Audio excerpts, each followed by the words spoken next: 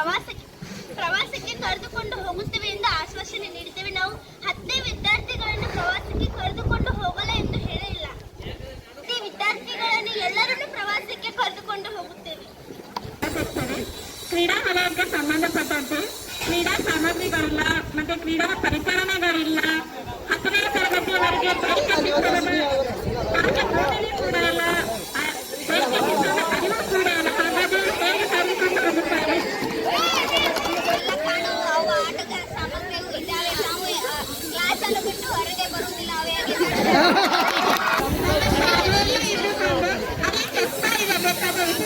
ಇಟ್ಟುಕೊಂಡು ಹಾಕಿಕೊಳ್ಳಿ, ಎಲ್ಲಿದ್ದಾವೆ ತೋರಿಸಿಕೊಂಡು ಬನ್ನಿ. ಅವಕಾಶ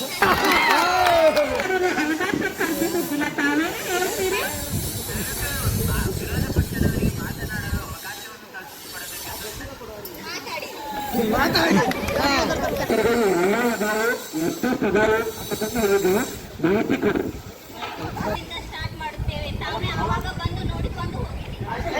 ಕ್ರೀಡೆಗೆ ಸಂಬಂಧಿತವಾಗಿ ನಾವು ಹೊಸ ಅಧಿಕಾರಿಗಳನ್ನ ಕೂಡ ನೇಮಕ ಮಾಡಿದ್ದೇವೆ. ಕ್ರೀಡೆಗೆ ಸಂಬಂಧಿಸಿದಂಗೆ ಅಲ್ಲಿ ಒಂದು ದೊಡ್ಡ ಗ್ರೌಂಡ್ನಲ್ಲಿ ಕ್ರೀಡೆ ಎಲ್ಲ ವಾಲಿಬಾಲ್ ಆಗಿರಬಹುದು, ಹಾಗೂ ಖೋ ಖೋ ಆಗಿರ್ಬಹುದು, ಕಬಡ್ಡಿ ಗ್ರೌಂಡ್ಗಳಾಗಿರ್ಬಹುದು, ಹಾಗೂ ನಮ್ಮ ಶಾಲೆಯಲ್ಲಿ ಕ್ರಿಕೆಟ್ ಆಡುವಂತಹ ಪರಿಕರಗಳಾಗಿರ್ಬಹುದು, ವಾಲಿಬಾಲ್, ಫುಟ್ಬಾಲ್, ಕಬಡ್ಡಿ ಆಡುವಂತಹ ಒಂದು ಟೀಮ್ ಕೂಡ ರಚನೆ ಮಾಡಿದ್ದೇವೆ. ನಮ್ಮ ಶಾಲೆಯು ಕೂಡ ಯಾವುದೇ ಬೇರೆ ಶಾಲೆಗಳಿಗೆ ಕಡಿಮೆ ಇಲ್ಲ ಅನ್ನುವುದರಲ್ಲಿ ಕ್ರೀಡೆಯಲ್ಲಿ ನಾವು ಸಾಬೀತು ಕೂಡ ಪಡಿಸುತ್ತಿದ್ದೇವೆ. ಹಾಗಾಗಿ ವಲಯ ಮಟ್ಟದ ಹಾಗೂ ತಾಲೂಕು ಮಟ್ಟದ ಕ್ರೀಡೆಗಳನ್ನ ನಮ್ಮ ಶಾಲೆಯಲ್ಲೇ ಕೂಡ ಈ ವರ್ಷದಿಂದ ನಮ್ಮ ಆಡಳಿತ ಸರ್ಕಾರ ಜಾರಿಗೆ ಬಂದಾಗಿನಿಂದ ನಾವು ಇಲ್ಲೇ ನಡೆಸಬೇಕನ್ನುವಂತ ತೀರ್ಮಾನ ಕೂಡ ತೆಗೆದುಕೊಂಡಿದ್ದೇವೆ ಸಭಾಧ್ಯಕ್ಷರೇ.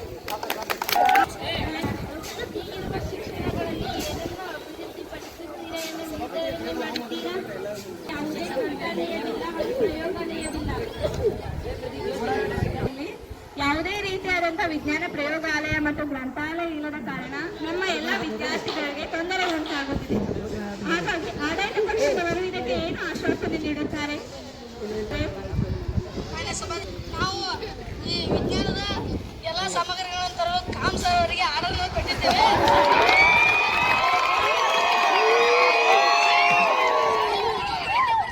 ಸಾಮಗ್ರಿಗಳು ಇದ್ದಾವೆ, ಇನ್ನೂ ಕೆಲವನ್ನು ತರಿಸಲು ಕಾಮ್ಸರ್ ಅವರಿಗೆ ವಿನಂತಿ ಮಾಡಿಕೊಂಡಿದ್ದೇವೆ. ಯಾವುದೇ ರೀತಿಯಾದಂತಹ ಒಂದು ಯೋಜನೆ ಕೂಡ ಜಾರಿಗೆ ಬಂದಿಲ್ಲ. ನಾವು ಈಗ ಸದ್ಯ ಕೂಡಲೇ ಅದೇ ಆಡಳಿತಕ್ಕೆ ಬಂದಿದ್ದೇವೆ.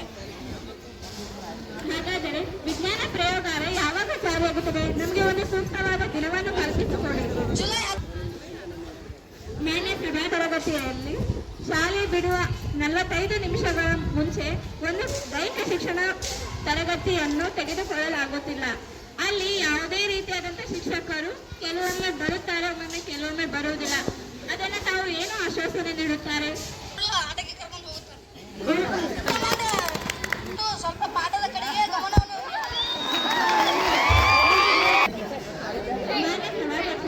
ದೈಹಿಕ ಶಿಕ್ಷಣ ಮತ್ತು ವಿದ್ಯಾರ್ಥಿಗಳ ಜೀವನದ ಪ್ರಕಾರ ದೈಹಿಕ ಶಿಕ್ಷಣವಿದ್ದರೆ ಆರೋಗ್ಯ, ದೈಹಿಕ ಶಿಕ್ಷಣವಿದ್ದರೆ ವಿದ್ಯಾಭ್ಯಾಸ ಅನ್ನುವಂತ ವಾಕ್ಯದ ಪ್ರಕಾರ ಕೇವಲ ಇವರು ಅಭ್ಯಾಸವನ್ನು ಮಾತ್ರ ಹೇಳ್ತಾರೆ. ಹಾಗಾದರೆ ಉಳಿದಂತ ಎಲ್ಲ ವಿದ್ಯಾರ್ಥಿಗಳಿಗೆ ದೈಹಿಕ ಶಿಕ್ಷಣ ಏನಾಗಬೇಕು? ಅವರು ಕೆಲವೊಬ್ಬರು ಆಟದಲ್ಲಿ ಮುಂದಿದ್ದಾರೆ, ಅವರಿಗೇನು ಅವ್ರು ಏನ್ ಮಾಡಬೇಕು?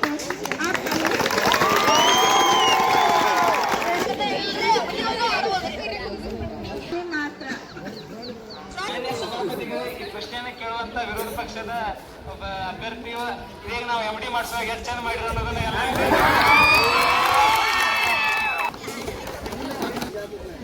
ಸಭಾಪತಿಗಳಿಗೆ ನನ್ನ ನಮಸ್ಕಾರಗಳು.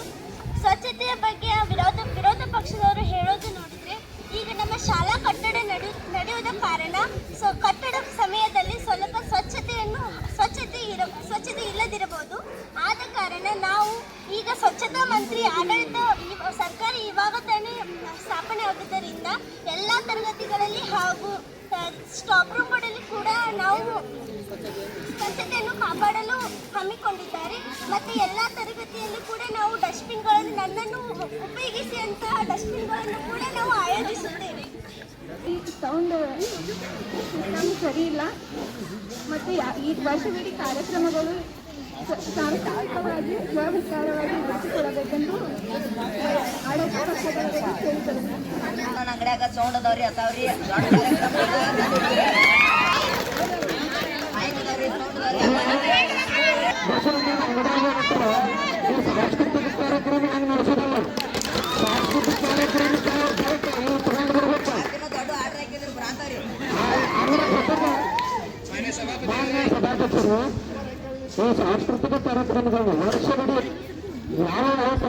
ಯಾವ ಯಾವ ಸಾಂಸ್ಕೃತಿಕ ಕಾರ್ಯಕ್ರಮಗಳನ್ನ ಅನುಕೂಲ ಯೋಜನೆಗಳನ್ನು ರೂಪಿಸಿದ್ದಾನೆ ನಮಗೆ ಏನಾದರೂ ಏನು ಅಂತ ತೋರಿಸ್ಬಿಟ್ಟು ಯಾವ ಸಮಯದಾಗ ಯಾವ ಸಾಂಸ್ಕೃತಿಕ ಕಾರ್ಯಕ್ರಮಗಳನ್ನ ನಮಗೆ ಇಲ್ಲಿ ಏನಾದರೂ ತೋರ್ಪಡಿಸ್ತಾರೆ ಹೇಳ್ತಾರೆ ಯಾವ ರೀತಿ ಅದನ್ನ ನಡೆಸ್ಕೊಡ್ತಾರೆ ಅನ್ನೋದನ್ನು ಹೆಚ್ಚಿಗೆ ನಮ್ಮಿಂದೆಲ್ಲ ಪ್ರತ್ಯೇಕ ಪ್ರಸ್ತಾಪ ಮಾಡಿದ್ರು. ನಾವು ಈಗ ತಾನೇ ಆಡಳಿತ ಪಕ್ಷಕ್ಕೆ ಬಂದಿದ್ದೀವಿ. ಇನ್ನು ಮುಂದೆ ಅದ್ರ ಬಗ್ಗೆ ಎಲ್ಲ ಕ್ರಮವನ್ನ ಕೈಗೊಳ್ತೀವಿ. ಹೈಕಮಾಂಡ್ ಇಂದ ಫಂಡ್ ಅನ್ನ ರಿಲೀಸ್ ಮಾಡ್ಕೊಂಡು ಅದಕ್ಕೆ ಸರಿಯಾಗಿ ನಾವು ಹೊಸ ದೊಡ್ಡ ದೊಡ್ಡ ಸೌಂಡ್ ಬಾಕ್ಸ್ ಅನ್ನ ತರ್ತೀವಿ ಅಂತ ನಾನು ನಮ್ಮ ಪಕ್ಷದಿಂದ ಆಶ್ವಾಸನೆಯನ್ನ ಕೊಡ್ತಾ ಇದ್ದೀನಿ. ಅದೇ ರೀತಿ ಸಾಂಸ್ಕೃತಿಕ ಕಾರ್ಯಕ್ರಮಗಳ ಬಗ್ಗೆ ವಿರೋಧ ಪಕ್ಷದವರು ಮಾತಾಡಿದ್ರು. ನಮ್ಮ ಶಾಲೆಯಲ್ಲಿ ಈ ಶೈಕ್ಷಣಿಕ ವರ್ಷವಾದ 2025-26ನೇ ಸಾಲಿನಲ್ಲಿ ನಾವು ಹಲವಾರು ಸಾಂಸ್ಕೃತಿಕ ಚಟುವಟಿಕೆಗಳನ್ನ ಹಮ್ಮಿಕೊಳ್ಬೇಕು ಅನ್ನುವಂತ ಒಂದು ನಿರ್ಧಾರ ಮಾಡಿದ್ದೀವಿ. ಆಲ್ರೆಡಿ ಪಕ್ಷದ ಜೊತೆ ಎಲ್ಲ ನಮ್ಮ ಅಭ್ಯರ್ಥಿಗಳನ್ನ ಹಾಕಿಕೊಂಡು ಒಂದು ಇವತ್ತು ಸಂಜೆ ಸಭೆಯನ್ನ ಕೂಡ ನಿರ್ಧಾರ ಮಾಡಿದ್ದೀವಿ. ಆ ಸಭೆಯಲ್ಲಿ ನಾವು ತೀರ್ಮಾನ ಕೂಡ ಮಾಡ್ತೀವಿ. ತೀರ್ಮಾನ ಮಾಡಿ ಮುಂದಿನ ಸಭೆಗಳು ನಿಮಗೆಲ್ಲವನ್ನ ನಾವು ಲಿಸ್ಟ್ ಅನ್ನ ಹೇಳುವಂತ ಪ್ರಯತ್ನ ಮಾಡ್ತೇವೆ ಅಂತ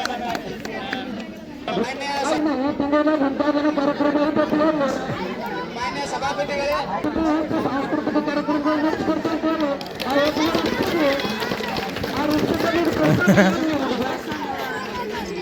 ಮಾನ್ಯ ಎಲೆಕ್ಷನ್ ಗೆದ್ದಿಲ್ಲ ಅನ್ನುವಂತ ಫ್ರಸ್ಟ್ರೇಷನ್ ಇದ್ರೆ ಇದನ್ನೆಲ್ಲ ಮಾತಾಡ್ತಾರೆ.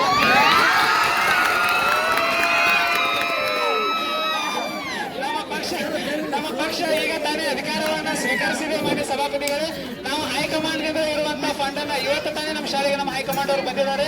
ಅವರಿಂದ ರಿಲೀಸ್ ಆಗುವಂತ ನಾವು ಫಂಡ್ ತಗೊಂಡು ಮುಂದಿನ ಎಲ್ಲ ಕಾರ್ಯಕ್ರಮವನ್ನ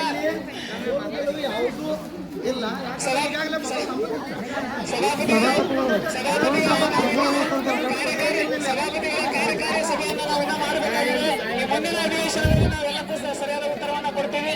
ಅದಕ್ಕಿಂತ ಮೊದಲು ಈ ಸಾಂಸ್ಕೃತಿಕ ಕಾರ್ಯಕ್ರಮಗಳ ಬಗ್ಗೆ ಒಂದು ಪ್ರಶ್ನೆ ಇತ್ತು. ಈ ಸಾಂಸ್ಕೃತಿಕ ಕಾರ್ಯಕ್ರಮಗಳ ಬಗ್ಗೆ ಒಂದು ಪ್ರಶ್ನೆ ಅಂದ್ರೆ, ನಾವು ಆಗಸ್ಟ್ 15ನೇ ತಾರೀಕು ಒಂದು ದೊಡ್ಡ ಪ್ರೋಗ್ರಾಮ್ ಅನ್ನ ಮಾಡ್ತಿದ್ದೀವಿ ನಮ್ಮ ಶಾಲೆಯಲ್ಲಿ. ಹಾಗೂ ನವೆಂಬರ್ 1ನೇ ತಾರೀಕು ಕರ್ನಾಟಕ ರಾಜ್ಯೋತ್ಸವವನ್ನು ಅತ್ಯಂತ ಅದ್ದೂರಿಯಾಗಿ ಕೂಡ ಆಚರಿಸ್ತಾ ಇದ್ದೇವೆ. ಹಾಗೂ ಜನವರಿಯಲ್ಲಿ ನಮ್ಮ ಶಾಲೆಯ ಒಂದು ದೊಡ್ಡ ಗ್ಯಾದರಿಂಗ್ ಫಂಕ್ಷನ್ಸ್ ಕೂಡ ಮಾಡ್ತೀವಿ. ಹಾಗೂ ಹಲವಾರು ಫಂಕ್ಷನ್ಗಳ ಮೂಲಕ ನಾವು ನಮ್ಮ ಶಾಲೆಯಲ್ಲಿ ಸಾಂಸ್ಕೃತಿಕ ಚಟುವಟಿಕೆಗಳನ್ನ ಜಾರಿಗೆ ತಂದೆ ತರ್ತೀವಿ ಅನ್ನುವಂತ ಆಶ್ವಾಸನೆಯನ್ನು ಇವತ್ತಿನ ದಿನ ನಾನು ಕೊಡ್ತಾ ಇದ್ದೇನೆ.